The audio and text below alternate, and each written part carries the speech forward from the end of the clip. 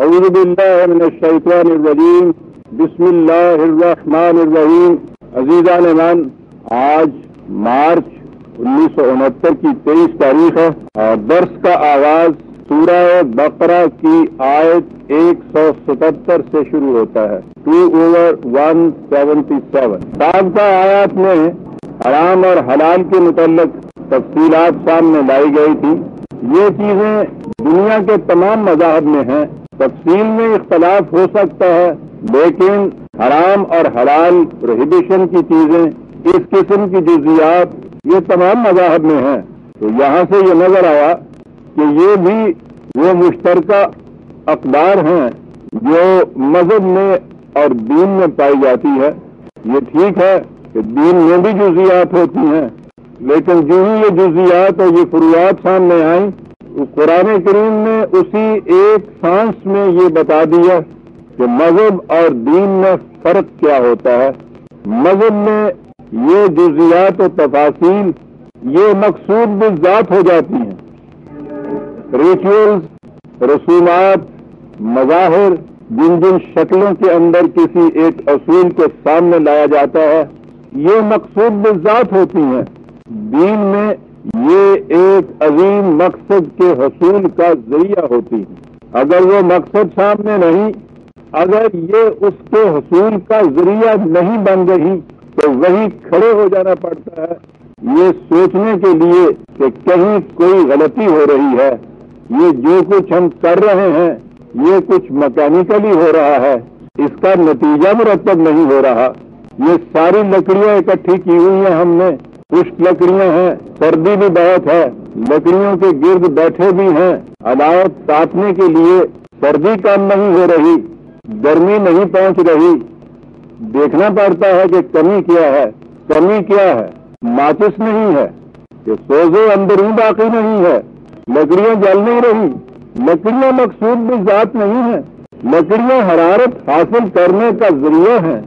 مذہب صرف خشک لکڑیوں کو کھڑا کر دیتا ہے، کہتا ہے کہ اس کے گرد آ کے بیٹھ جایا کرو، تمہاری سردی کم ہو جائے گی۔ کہا جاتا ہے کہ بیٹھتے ہیں سردی نہیں ہٹتی، کہتا ہے بیٹھتے رہو، یہاں نہیں ہٹتی تو یہاں جا کے ہٹے گی، جہنم سے جا کے تو ہٹے گی۔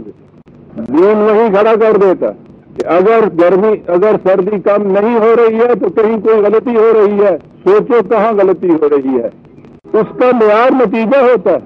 اس کا ٹیسٹ پریگمیٹک ہوتا ہے، وہ کر کے بتاتا ہے، نتیجہ نکالتا ہے۔ یہ نتیجہ اس کے دعوے کی صداقت کا ثبوت بن جاتا ہے۔ یہ ہے دین۔ جو ہی قرآن نے پیچھے سے یہ جزیات، فروعات یا وہ چیزیں کہ جو مذاہب کے اندر مشترک ہوتی ہیں، جسے میں نے کہا کہ حلال و حرام کی چیز، وہ تو کہیں بھی آپ کسی مذہب میں دیکھیے تو ضرور آپ یہ کہیں گے کہ یہ نہیں ہم کھا سکتے۔ یہ چیزیں دینے کے بعد فوراً وہ کہتا ہے، اور یہ عظیم آیت ہے قرآن کریم کی جو دین کو مذہب سے الگ کر کے بتاتی ہے۔ جیسا کہ میں کہا کرتا ہوں، مذہب کے سٹیج پہ یہ کھڑا ہوتا ہے دین، اور مذہب کے خلاف چیلنج دیتا ہے، اور وہ کہتا یہ ہے کہ لیس البر ان تولوا وجوہکم قبل المشرق والمغرب، کہ وہ اسی کو نہ نیکی سمجھ لینا، یہی کشاد کی راہ نہ اپنے ذہن میں تم نے سمجھ لینا کہ مشرق کی طرف منہ کر لیا یا مغرب کی طرف منہ کر لیا۔ آپ دیکھتے ہیں کہ کتنا بہت چیلنج ہے یہ۔ یوں نظر آتا ہے کہ جیسے کوئی ایک ایتھیسٹ کہہ رہا ہے، ایک داڑیا یہ کہہ رہا ہے کہ کیا تم نے یہ رکھا ہے، یہ کیا آپ نمازیں پڑھتے رہتے ہو کہ ساتھ یوں طرف قبلہ شریف کی ہے، یوں کھڑے ہو، یہ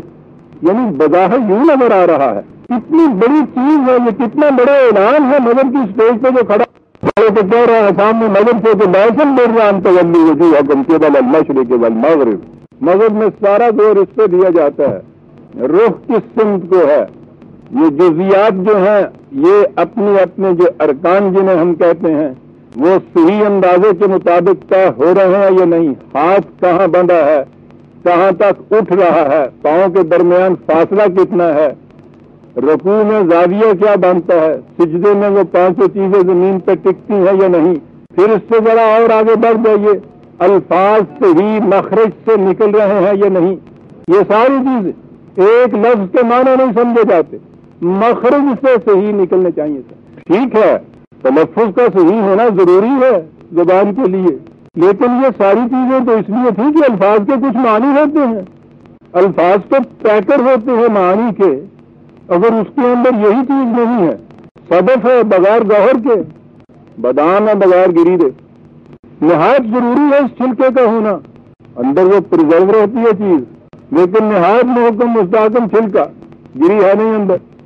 یہی یہ چیز سامنے آئی حلال و حرام کی، میں کہتا ہوں یہ کہتے ہیں سب قرآن کی ترتیب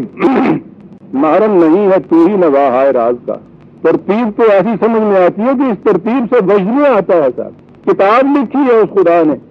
منتشر اشعار نہیں لکھے، غزل نہیں ہے کہ جس کا ایک شعر تو وصال کی لذتیں دیتا ہے، دوسرا فراق کے نہ ہو جا رہا ہے، یہاں سے وہاں تک ایک تسلسل اس کے اندر ہے، اور یہاں دیکھیے کہ نگاہ ادھر جاتی تھی کہ یہ وہی چیزیں ہیں جو مذاہب میں پائی جاتی ہیں، یہ نہ کھاؤ یہ کھاؤ یہ اس طرح سے کھاؤ، یہ کچھ یہاں تک ہم پہنچنے کے فوری بعد اگلی چیز آتی ہے لیسن برہم تولوا وجوہکم قبل المشرق والمغرب، کہیں اس فریب میں مبتلا نہ ہو جانا کہ مقصود بالذات یہ جزیات ہیں، یہ رسوم ہیں، یہ ارکان ہیں، مقصود بالذات وہ اصل مدعا مقصد منزل نتیجہ ہے جس تک پہنچانے کا یہ ذریعہ ہے۔ ٹکٹ نہایت ضروری ہے سفر کرنے والے کے لیے، ٹکٹ خرید کے گھر میں بیٹھ جائے جیب میں اسے ڈال دے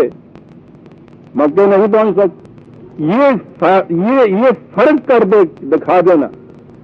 ذرائع اور مقصود میں، یہ ہے قرآن کا اعجاز، لیس البر ان تولوا وجوہکم قبل المشرق والمغرب، کشاد کی راہ یہ نہیں ہے۔ پھر بر کا لفظ جیسا میں نے کہا ہے آپ سے، دیکھیے کہ ہمارے ہاں تو ایک ہی لفظ ہے نیکی جسے ہم کہتے ہیں،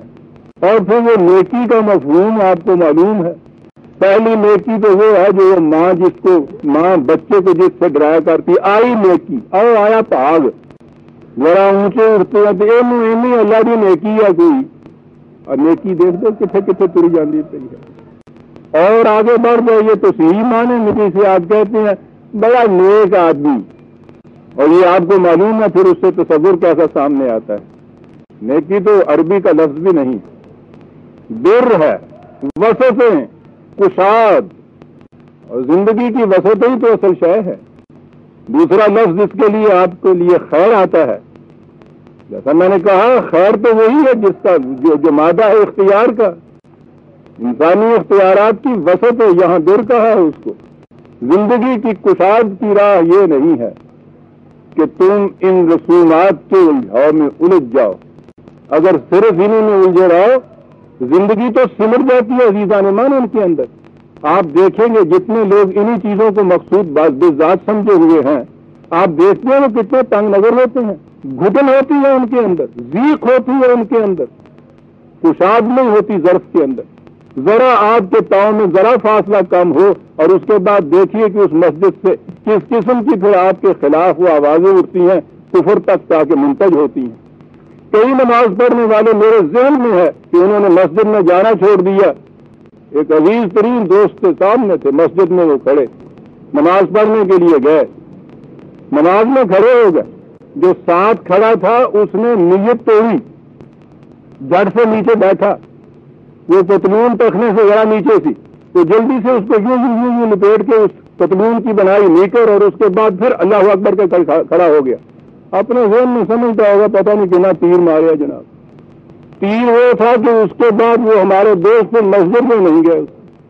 وہ بر کہتا ہے۔ آپ دیکھیے کہ تنگ نظری کتنی پیدا ہوتی ہے جب آپ ان چیزوں کو الجھ کے انہیں کو مقصود بالذات بنا لیتے ہیں۔ ساری لڑائیاں آپ کی اس پہ ہو رہی ہیں کہ ہاتھ کہاں باندھنا چاہیے کہاں چھوڑنا چاہیے،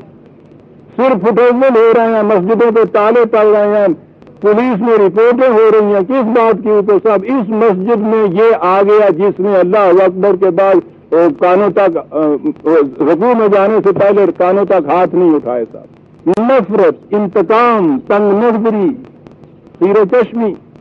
یہ ساری چیزیں پیدا ہو جاتی ہیں۔ اس سے آپ نے دیکھا قرآن میں بر کا لفظ یہاں کیوں استعمال کیا ہے؟ زندگی کی وسعتیں، نگاہ میں کشادگیاں، وہ مذہب کی جزیات کی تنگ ناؤ میں گھر کے یہ چیزیں پیدا نہیں ہو سکتی۔ آزادی میں بہرے بے قرار ہے زندگی، تو زندگی کی وسعت چاہتے ہو تو پھر یہ نہ سمجھ لو کہ یہ چیزیں مقصود بالذات ہیں. جیسا میں کہا کر